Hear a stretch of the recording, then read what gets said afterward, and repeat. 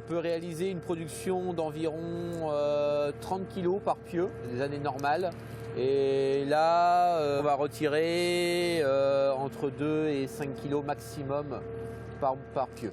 Soit une perte de production d'environ 90% pour ces bouchots. Après une année noire en 2014, les méthyliculteurs traversent une nouvelle crise de surmortalité des moules. Tous les professionnels sont concernés, 75 établissements en Pays de la Loire, avec des situations certes contrastées, mais très inquiétantes. Globalement, dans la baie de l'Aiguillon, le Pertuis breton, on va avoir un impact entre 70 à 95% de mortalité. Et comme en 2014, les causes de cette surmortalité restent floues. Plusieurs hypothèses sont avancées par les mytiliculteurs. Une éventuelle pollution ou encore des conditions météo peu clémentes au développement des moules. Des conditions en revanche favorables au développement d'une certaine bactérie. Un hiver très doux, comme on a eu en 2014, comme on a eu cet hiver encore, sans froid. La température de la mer ne descend pas en dessous de 10 degrés.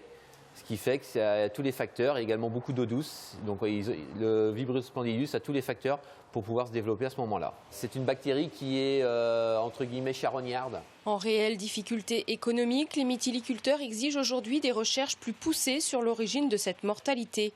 L'Ifremer poursuit ses études et le gouvernement vient d'annoncer un plan d'urgence de 4 millions d'euros. Insuffisant selon la profession.